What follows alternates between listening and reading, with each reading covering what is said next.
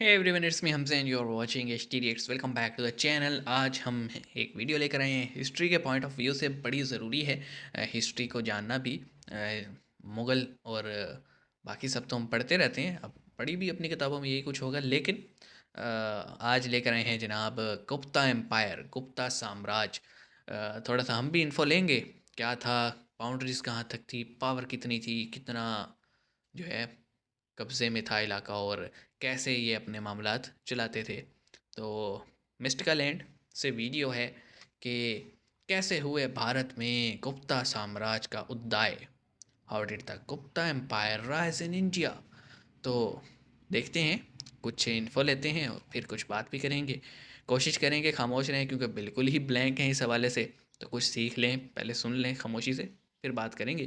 तो आइए शुरू करते हैं। 3 2 1 एन।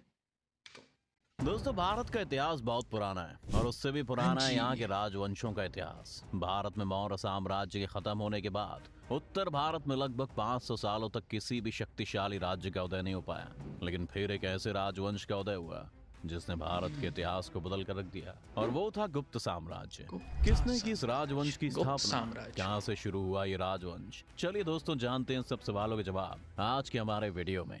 पर वीडियो शुरू होने से पहले अगर आप इस चैनल पर नए हैं या आपने अभी तक इस चैनल को सब्सक्राइब नहीं किया सब्सक्राइब। है, तो चैनल को सब्सक्राइब करना और बेल आइकॉन दबाना ना भूलें, ताकि हमारे चैनल की कोई भी वीडियो आपसे मिस ना हो जाए। गुप्त जी। साम्राज्य की स्थापना हिंदू धर्म के राजा श्री गुप्त द्वारा की गई थी। जब श्री महाभारत और गुप्त। रामायण काल खत्म हुआ, तब से ही गुप्त वंश की शुरुआत मानी जाती है। गुप्त साम्राज्य की नींव तीसरी शताब्दी के चौथे दशक में हुई थी, जबकि गुप्त साम्राज्य का विकास चौथी शताब्दी के आसपास प्रयाग के पास कौशाम्बी में हुआ था।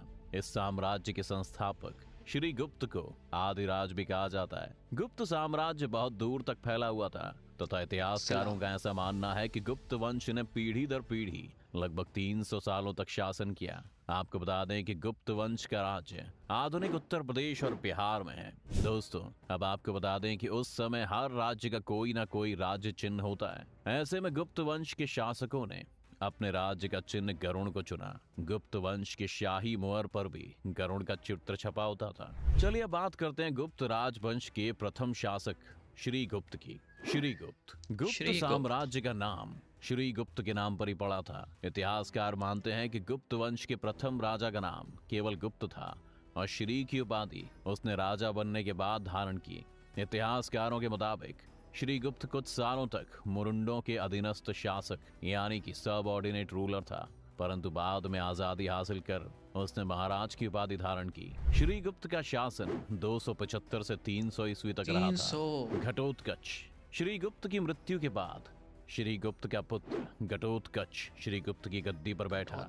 इसके बारे में इतिहास में कोई जानकारी नहीं मिलती है, लेकिन स्कंद क्यों? गुप्त के समय के सुपिया अभिलेख तथा प्रभावती गुप्त के पूना ताम्रपत्र अभिलेख के मुताबिक ये घटोत्कच गुप्त वंश का संस्थापक था।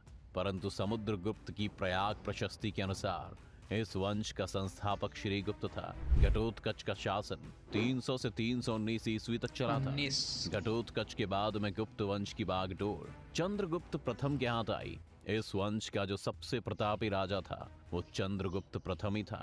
चंद्रगुप्त प्रथम। चंद्रगुप्त। कुछ नाम सुना सुना है। इतिहासकारों का मानना है कि गुप्त वंश का असली संस्थापक चंद्रगुप्त प्रथम ही है, क्योंकि श्री गुप्त के शासन काल में गुप्त साम्राज्य सिर्फ मगध तक ही फैला था, छोटा सा था। लेकिन चंद्रगुप्त प्रथम ने उसे इलाहाबाद तक फैला दिया। गुप्त वंश के वाह। शासकों में चंद्रगुप्त प्रथम ही ऐसा शासक था जिसने महाराज अधिराज की उपाधि को धारण किया। चंद्रगुप्त प्रथम ने लिच्छवी राजवंश की राजकुमारी से विवाह किया था। चंद्रगुप्त ने जो सिक्के जलाए उसमें चंद्रगुप्त और कुमार देवी की तस्वीर छपी होती थी। चंद्रगुप्त प्रथम का शासन काल 319 ईस्वी से लेकर 335 ईस्वी तक 335। चला था। समुद्रगुप्त प्रथम चंद्रगुप्त के बाद समुद्रगुप्त प्रथम राज्य का उत्तराधिकारी बना। चंद्रगुप्त की तरह समुद्रगुप्त भी बहुत प्रतापी राजा था। समुद्रगुप्त एक महान शासक था जो कि एक कवि, विद्वान और एक महान योद्धा और संगीत को समझने वाला था। समुद्रगुप्त को एक कुशल शासक भी माना जाता था जो हिंदू धर्म का कुशल अनुयायी क्या होता था, है? और साथ ही वो बौद्ध और जैन धर्मों का भी सम्मान करता था। समुद्रगुप्त की महानता का सबूत इलाहाबाद प्रशस्ति से मिलता है। कवि हरिशेन द्वारा संस्कृत भाषा में लिखित एक प्रशस्ति में यह भी बताया गया है कि समुद्रगुप्त ने अपने आसपास के 9 राज्यों को हराया था, जिसमें दिल्ली, पश्चिमी उत्तर प्रदेश व उसके आसपास के क्षेत्र भी इसमें शामिल हैं। साथ ही ये भी बताया जाता है कि समुद्रगुप्त ने तकरीबन 12 राज्यों को जीतकर अपने अधीन किया था। उसने उड़ीसा, आंध्र प्रदेश, पल्लव जैसे राज्य शामिल हैं। समुद्रगुप्त का कार्य 335 ईस्वी से लेकर 375 ये ईस्वी तक 40 रहा। साल ऑलमोस्ट। समुद्रगुप्त के बाद ऐसा माना जाता है कि उनके बाद बेटा रामगुप्त गद्दी पर बैठा, लेकिन वो उतना शक्तिशाली नहीं था कि वो गद्दी संभाल पाए। चंद्रगुप्त द्वितीय विक्रमादित्य। रामगुप्त के बाद समुद्रगुप्त का दूसरा बेटा विक्रमादित्य इस वंश का शासक बना। ये भी विक्रमादित्य नाम को सुना लग रहा है। चंद्रगुप्त द्वितीय के नाम से भी जाना जाता है। इसके अलावा विक्रमादित्य को देवराज व देवगुप्त के नामों से जाना जाता है। चंद्रगुप्त द्वितीय बहुत पराक्रमी राजा था। चंद्रगुप्त द्वितीय का शासनकाल 380 ईस्वी से लेकर 412 ईस्वी तक चला था। चंद्रगुप्त द्वितीय के दरबार में लगभग 9 विद्वान रहते थे, जिन्हें चंद्रगुप्त के नवरत्नों के नाम से जाना जाता था। कवि कुल गुरु कालिदास, धन्वंतरी शपड़क, अमर सिंह, वरामिहिर, वररुचि, शंकु, बेताल भट्ट, घटपर्कर जैसे विद्वान इसी दरबार से निकले थे। कुमारगुप्त। गुप्त वंश के इतिहास में ये भी एक महान शासक के रूप में जाना जाता है। बाकी राजाओं की तरह कुमारगुप्त ने अपने राज्य की सीमाओं को आगे तो नहीं बढ़ाया, लेकिन अपने राज्य की सीमा को कभी कम भी नहीं होने दिया। गुप्त वंश के शासकों में सबसे लंबे समय तक राज करने वाला यही शासक था, जिसने सबसे लंबे समय तक राज्य किया। कुमारगुप्त के शासन काल के समय गुप्त राज्य पर पुष्यमित्रों का आक्रमण हुआ था, लेकिन कुमारगुप्त के पुत्र स्कंदगुप्त ने सभी लोगों को हरा दिया था। कुमारगुप्त का शासनकाल 415 ईस्वी से लेकर 457 ईस्वी तक रहा था। आपको बता दें कि नालंदा विश्वविद्यालय की स्थापना का श्रेय यानी कि क्रेडिट कुमारगुप्त को दिया जाता है। कुमारगुप्त के दरबार में वत्स भट्टी नाम का एक कवि था, जिसने प्रसिद्ध मंदसौर प्रशस्ति की रचना की थी। स्कंदगुप्त। कुमारगुप्त के शासन के बाद उनका बेटा स्कंदगुप्त गद्दी पर बैठा। स्कंदगुप्त के शासन काल में गुप्त वंश की राजधानी को बदलकर अयोध्या को राजधानी बनाया गया। स्कंदगुप्त के शासन काल की सबसे महत्वपूर्ण घटना थी इस समय में हूणों का आक्रमण। हालांकि स्कंदगुप्त इसे रोकने में सफल रहा। स्कंदगुप्त का शासन काल ही भारी वर्षा के कारण सुदर्शन झील का बांध टूट गया था। इसके बाद में फिर से निर्माण स्कंदगुप्त ने करवाया था। स्कंदगुप्त का शासन काल 455 ईस्वी से लेकर 467 ईस्वी तक चला था। बड़े टाइम आपको बता दें कि सती प्रथा का सबसे पहला सबूत स्कंदगुप्त के समय से ही मिलता है। स्कंदगुप्त के बारे में गुप्त वंश के बहुत से सम्राट आए, लेकिन इन सभी का इतिहास में उतना वर्णन नहीं मिलता है। पुरुगुप्त। स्कंदगुप्त के बाद पुरुगुप्त सम्राट बना। पुरुगुप्त को स्कंदगुप्त का सौतेला भाई माना जाता है। गुप्त वंश के शासक में पूर्वगुप्त एक ऐसा शासक था जो कि अपनी सबसे ज्यादा उम्र में गुप्त वंश का सम्राट बना। पुरुगुप्त बौद्ध धर्म का फॉलोअर था। कुमारगुप्त द्वितीय। पुरुगुप्त के तुरंत बाद ही कुमारगुप्त द्वितीय उनके शासन काल में आया, लेकिन इन दोनों का आपस में क्या रिश्ता था, ये बात आज तक किसी को नहीं पता चल पाई है। कुछ इतिहासकारों और विद्वानों के मुताबिक कुमारगुप्त द्वितीय स्कंदगुप्त का बेटा था, जिसने पुरुगुप्त को हराकर गद्दी पाई। वहीं कुछ इतिहासकार मानते हैं कि कुमारगुप्त द्वितीय पुरुगुप्त का ही पुत्र था। बुद्धगुप्त। कुमारगुप्त द्वितीय के बाद बुद्धगुप्त गुप्त वंश का सम्राट बना। उसने 20 साल से ज्यादा तक शासन किया। इतिहासकारों के मुताबिक 477 ईस्वी के समय बुद्धगुप्त का शासन चला था। बुद्धगुप्त ने मालवा, गुजरात और बंगाल जैसे राज्यों पर अपना राज्य कायम रखा। हालांकि बुद्धगुप्त ने अपने शासन के दौरान राज्य में काफी शांति बनाकर रखी थी, लेकिन बुद्धगुप्त के काल में गुप्त साम्राज्य की शक्ति और उसकी प्रतिष्ठा कम होने लगी थी, क्योंकि दूसरे राज्यों ने अपनी शक्तियां बढ़ा ली थी। बुद्धगुप्त के शासन काल में गुप्त साम्राज्य 3 हिस्सों में बट गया था। बुद्धगुप्त के बाद उसका भाई नरसिंहगुप्त गद्दी पर बैठा और उसके बाद कुमारगुप्त तृतीय और विष्णुगुप्त शासक हुए। इन तीनों ने 570 ईस्वी तक मिलकर शासन किया, लेकिन इन तीनों में सबसे पराक्रमी नरसिंहगुप्त था। नरसिंहगुप्त के शासन काल में गुप्त साम्राज्य पर बहुत सी मुसीबतें आईं।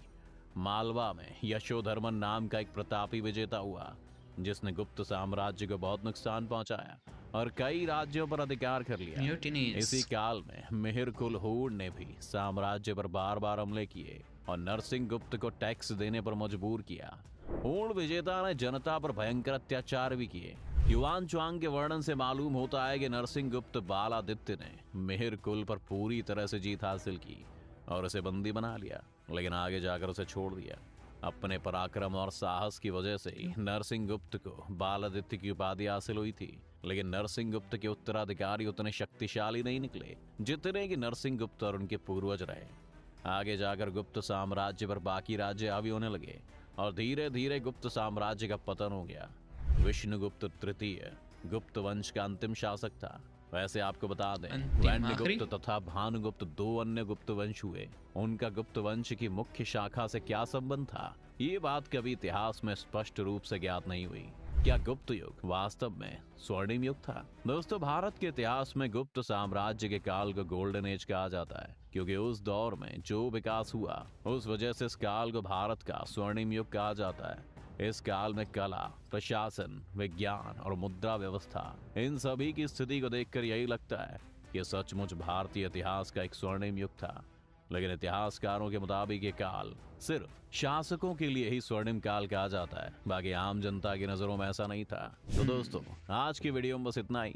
उम्मीद है आपको आज की इस वीडियो से काफी कुछ नया। ये तो काफ़ी डिटेल थी, लेकिन ये था कि ज़्यादा जो है ना इन्होंने विजुअल्स दिखाए वो थे फिल्म्स के या फिर शोज़ के। मैं एक्सपेक्ट ये कर रहा था कि उनके जो महल हैं या उनके जो भी आर्कोलॉजिकल हैं या फिर जो उनके मैप्स थे वो देखने को मिलते कि उनकी लिमिट कहाँ तक थी। हाँ, ये इन्होंने ज़रूर डिटेल में बताया कि कौन कौन से राजा महाराजा आए, लेकिन कुछ चीज़ें मेरे हिसाब से जो मैं एक्सपेक्ट किए बैठा था वो नहीं मिली। लेकिन एक चीज़ है, और वो ये कि कुछ जो इन्होंने मैप्स दिखाए उसमें जो है ना उनकी सरहदें अफ़गानिस्तान के अंदर तक दिखाई गई थी। तो अगर वो ठीक थे तो बहुत कह सकते हैं आपके मेजर जो है ना उनकी टेरिटरी थी, और उसको मेंटेन करना डेफिनेटली प्रॉब्लम्स होते हैं। उसको फिर सारे जो आने वाले लोग होते हैं वो उसी सलाहियतों के नहीं होते कि संभाल सकें, लेकिन कुछ अच्छे भी निकल आते हैं। एक चीज़ और जो इन्होंने दिखाई कि गोल्डन टाइम, गोल्डन पीरियड के तौर पे जाना जाता है, लेकिन साथ साथ ये भी है कि उनको जितने भी कन्फ्लिक्ट का सामना करना पड़ा, एक चीज़ और भी अच्छी है कि वो कन्फ्लिक्ट सारे थे बाहरी या कोई यानी उनके ख़ानदान से बाहर की थी, जो कि जो राज रॉयल फैमिली है उससे बाहर की थी। आम तौर पे जो हमने अगर मुग़लों का और इनका अगर हमने हिस्ट्री पढ़ी है ना, तो वो ख़ानदान में ही लड़ पड़ते थे पावर के लिए। यहाँ पे ये चीज़ हमने देखी है कि ख़ानदान में कोई नहीं लड़ा। ठीक है, अगर कोई लड़ा भी है तो इस बात पे लड़ा कि टेरिटरी तुम्हारी काबिलियत की इतनी नहीं है कि संभाल सको, और लूज़ हुई है टेरिटरी तो एक आधे हमने देखे थे कि वीडियो में कि उन्होंने फिर मुकाबला किया, लेकिन सही था। तो एंशियंट हिस्ट्री आपको पता है कि बड़ी इंटरेस्टिंग होती है। आजकल के टाइम में लोग इतना तवज्जो नहीं देते, लेकिन पढ़िएगा, अच्छी लगती हैं। मिलते हैं नेक्स्ट वीडियो में। आज के लिए इतना ही। कुछ नया लेकर आएंगे और आप कुछ हमें सजेस्ट करेंगे। सी यू गाइस।